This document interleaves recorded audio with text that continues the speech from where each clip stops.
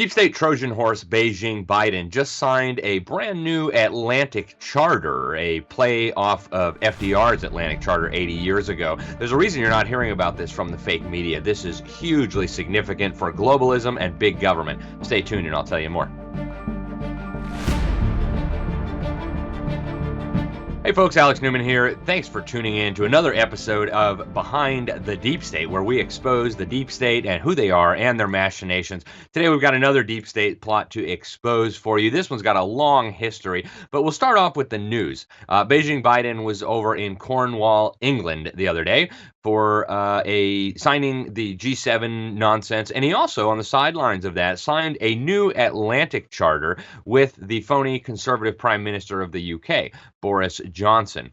This document is an abomination for so many reasons. We're going to break it down, and then we're going to give you the history, the really important information that you will not get from the fake media. So this document calls for this just dizzying array of internationalist, big government nonsense. We need sustainable development, which is, of course, communism, tyranny, technocracy. We need new and greater military entangling alliances. Got to pay homage and bow the knee to man-made global warming, alarmism, and, of course, the rules-based international order. That is globalist speak for the architecture of global governance that they have been building since World War II. But again, none of this is new, folks. There is a lot of background here that we're going to get into after we break down this crazy new Atlantic Charter.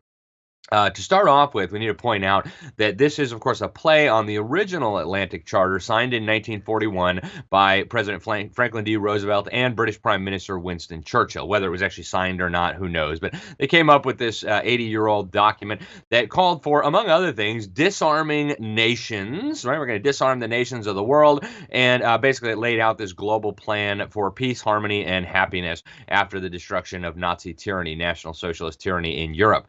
Now, this document from FDR actually came before the United States ever joined World War II. In fact, FDR had campaigned on a platform of keeping us out of the war, and yet he knew very well by going into this Atlantic Charter that he was subtly getting us into the war. In fact, a lot of analysts have suggested he may have committed to Winston Churchill without any semblance of congressional approval that the U.S. government would eventually join the war effort. Other things that FDR did under the guise of this Atlantic Charter and before helped build up the mass murdering Soviet dictatorship, their war machine, under the guise of helping to defeat Nazism. So that's clever. You help one mass murdering tyrant to stop another mass murdering tyrant. Interesting, right? It's interesting how these globalists work.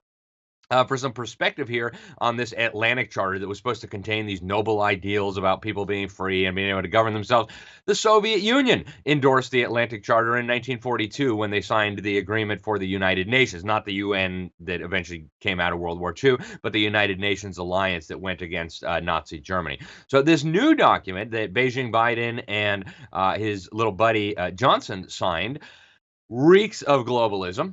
They talk about they're going to create a peaceful and prosperous future. We're going to strengthen the institutions, laws, and norms that sustain international cooperation. We're going to adapt them, though, to meet the new challenges of the 21st century. And get this, folks, if you are watching this, you're probably not a big fan of globalism unless you're one of the deep state toadies assigned to watch these videos, in which case, hi, I hope you have a change of heart.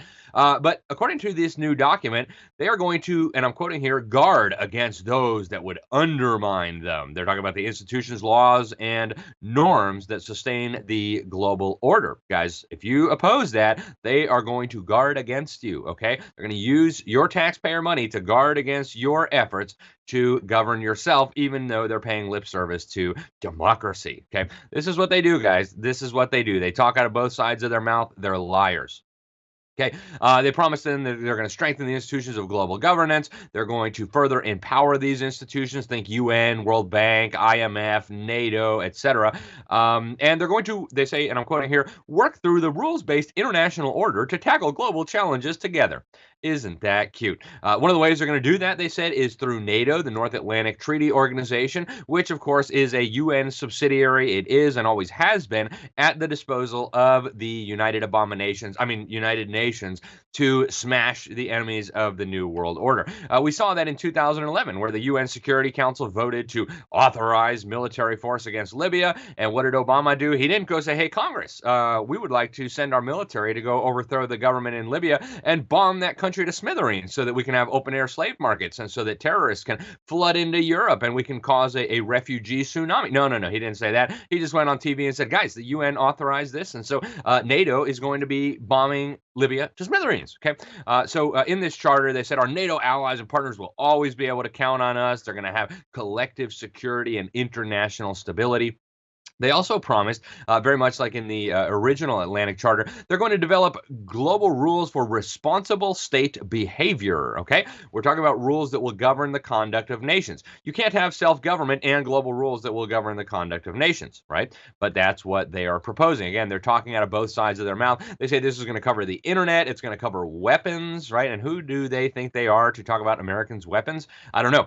They also talk about health threats, right? And since they did such a great job taking away all of our freedom, saving us from COVID, why wouldn't we trust them with health threats, right? Again, this is a very ominous sign, guys. These people are up to no good. I can guarantee it. Obviously, lip service to man-made global warming, this crazy hypothesis that the gas you exhale is actually a toxic pollution that the UN needs to tax and regulate. It's really just straight rhetoric out of Agenda 21, Agenda 2030. They say they're going to impose an inclusive, fair, climate-friendly, sustainable, rules-based global economy for the 21st century on us. Obviously, Communist China, the most barbarous dictatorship, mass-murdering regime in human history, will, of course, be exempt. They're going to develop new global labor and environmental standards. They're going to foster sustainable global development, right? This is what they're doing, guys, packed with globalist platitudes. And just like the original Atlantic Charter, they hope this is going to lay the groundwork for a radical expansion of state power, right? The original Atlantic Charter was one of the tools used by FDR to accelerate the largest expansion of federal power ever seen in American history. Of course, it began before the 1940s, but this helped solidify that and put it into place. They laid out their vision, whatever that was, really big government, right? And as the establishment analysts are now saying, Beijing Biden is hoping that this new charter will, and I'm quoting here from establishment mouthpieces, will propel his own New Deal domestically, right? If you guys haven't noticed yet, Beijing Biden and the radical Democrats in Congress, so they are now moving rapidly for this massive expansion of federal power. They're trying to nationalize our elections. They're trying to nationalize our police. They're trying to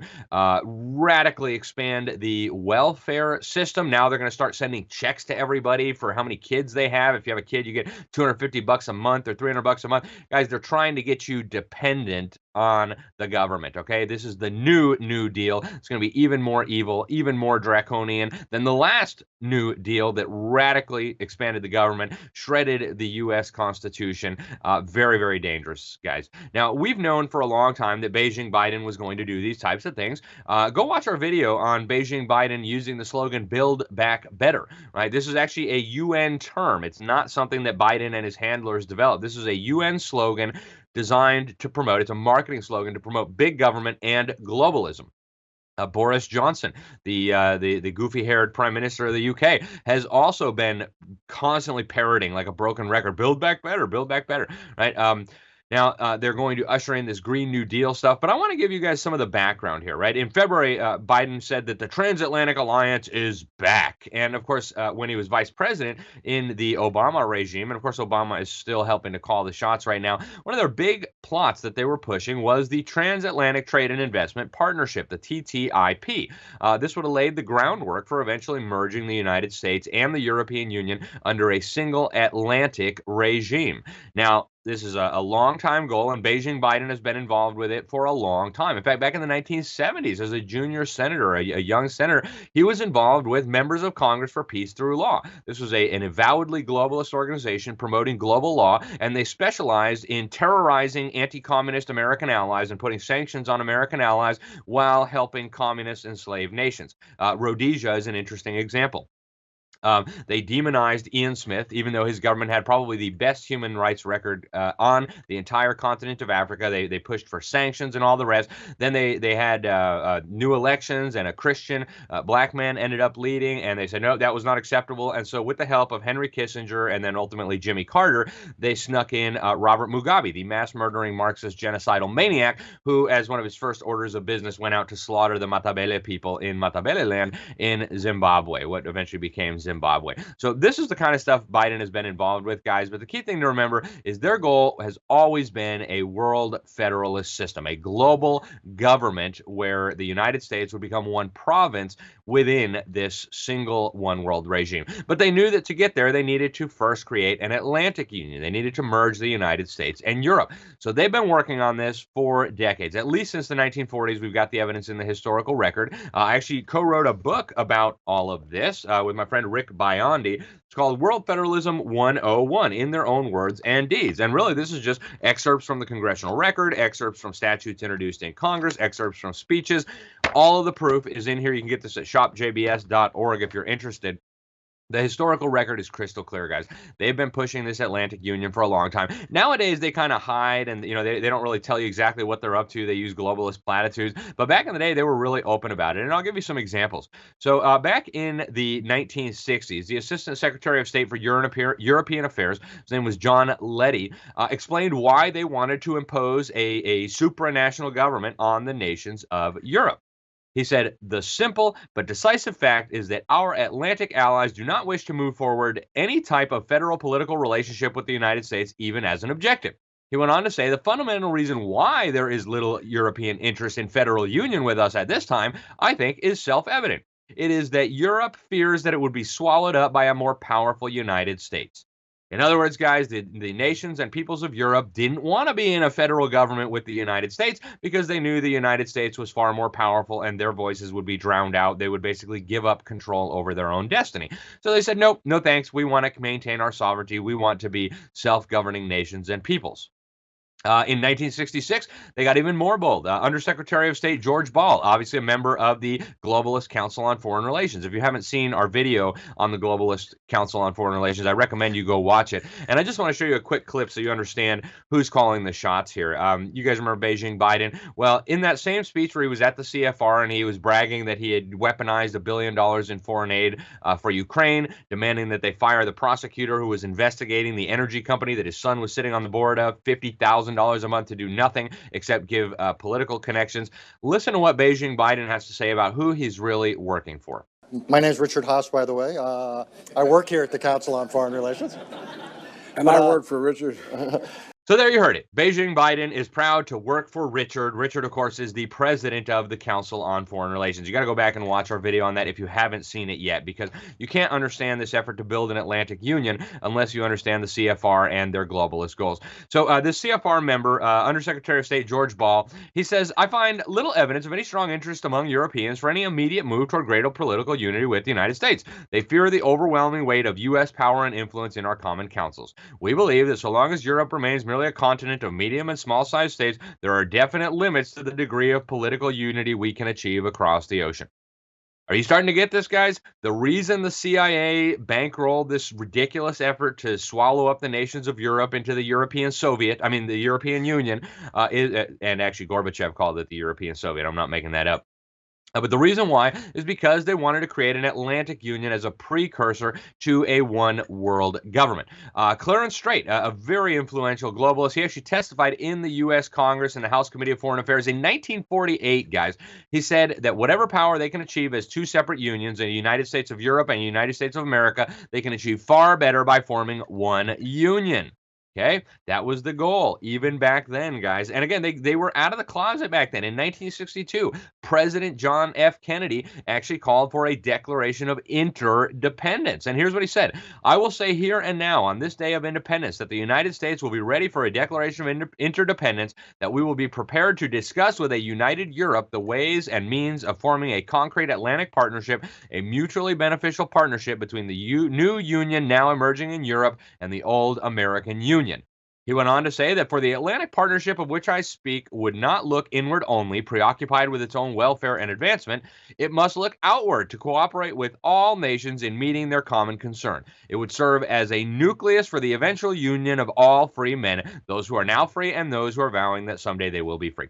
Okay, guys, the reason they wanted to merge Europe into an EU was so that they could eventually merge Europe and the United States into an Atlantic Union. The reason they wanted an Atlantic Union is so that that could eventually serve as the nucleus, as President Kennedy put it, for creating a one-world government, okay? Are you getting this, guys? Now, the CFR has been, again, at the forefront of this. One of the key players was U.S. Secretary of State George Marshall. You've met him before on this program. He's the guy who basically single-handedly, with help from other CFR lackeys as his minions and deputies, handed over China and our ally Chiang Kai-shek to communist slavery under Chairman Mao. They did it on purpose. They put an arms embargo on our ally, and then they handed over that great nation to the mass murdering communist dictatorship that went on to slaughter 100 million innocent human beings, not including the 300 million unborn babies, and that now threatens the entire world with global tyranny. Okay. These are the people, guys, who brought this about, okay? So George Marshall said, it's already evident that before the United States government can proceed much further in its efforts to alleviate the situation and help start the European world on its way to recovery, there must be some agreement among the countries of Europe as to the requirements of the situation and the part those countries themselves will take in order to give proper effect to whatever action might be undertaken by this government, okay? Here's what he was doing, guys.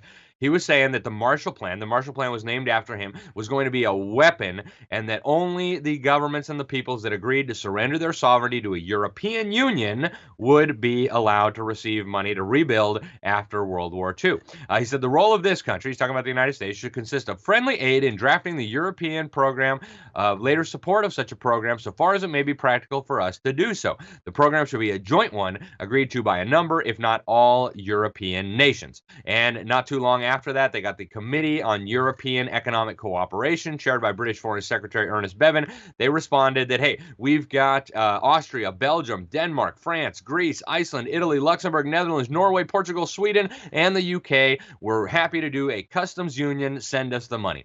Okay, they actually introduced legislation to advance this agenda, guys, repeatedly. In 1948, in the language that was in the bill to create a Marshall Plan, they said it was the goal of the United States to create a European political federation. Okay, here's what they said in the legislation from there. It is further declared to be the policy of the people of the United States to encourage the unification of Europe. Okay, in 1951, they said it openly. The goal is to further encourage the economic unification and political federation of Europe. And of course, that was not the end goal, right? That was just a precursor to eventually creating this North Atlantic or Atlantic Union. That was their goal. And if you need more evidence that Atlantic Union wasn't the end goal, it was a stop on the road to world order, let's go to Henry Kissinger, the guy who has sold multiple nations into communist slavery, the guy who released the National Security Memo where they wanted to depopulate the third world using food as a weapon. Right, guys, these people are monsters, they're animals. Here's what he says. Former U.S. Secretary of State Henry Kissinger, he wrote a book called World Order. Here's what he says. The contemporary quest for world order will require a coherent strategy to establish a concept of order within the various regions and to relate these regional orders to one another. The goal, guys, is to divide the world up into regional governments and then unite all those regions into a one world government. That's why the CIA, that's why the State Department, that's why the U.S. government under the Marshall Plan was so obsessed with unifying Europe under a single political regime. It was a precursor to eventual global government. So right now, all of this nonsense that Biden spewed in his new Atlantic Charter is up in the air. He's pretending like he has the authority to commit us forever, but that's nonsense and they know it. If we have legitimate elections, there's a real good chance they're going to get clobbered in 2022 and then again in 2024. And right now, the Republican Party is solidly under the control of Trump and Trumpism and Trump forces. And one of Trump's signature policy ideas is America first, no more globalism, right? He actually said on the campaign trail in 2016, Americanism, not globalism, will be our policy. He said in a speech, the future belongs to patriots, not globalists. So they're very concerned about this, guys. They want their one world order. They want to merge the United States and Europe. And now under Beijing Biden, they are resurrecting this plan. Make no mistake, this is a strategic effort to build the world order. It's not about peace and prosperity and whatever other garbage they use, right? But if they came out and said, hey guys, we want to enslave you all under world government, people would be like, wait, that's a terrible idea. So they have to tell you that it's for peace and prosperity and sustainability and all the rest of it. Guys, the deep state is a bunch of liars. They lie through their teeth all the time. This is propaganda. You should ask yourselves why the fake media is not talking about this. A very good question. Well, folks, I sure appreciate you joining us today. We'll be back next week with much more. please share this video out there. Share it with Democrats, right? I don't know of very many Democrats who really want a one world government. They really don't have any interest in merging ourselves with the Europeans. Why can't the Europeans govern themselves and we govern ourselves? What's wrong with that, right? Why do we have to build back better? Why don't we just build back with liberty? That would be nice. Why don't we just stop destroying things in the first place, right? Beijing Biden and Boris Johnson with your lockdowns and all the rest of it. All right, that's all for today, folks. Thank you guys for watching. Stay tuned for next week, and God bless you all. If you liked this video, then click that subscribe button with the little bell. If you didn't like this video, you're probably a member of the deep state. Am I wrong? Prove it. Hit the subscribe button. Just kidding. Thanks again, folks. God bless.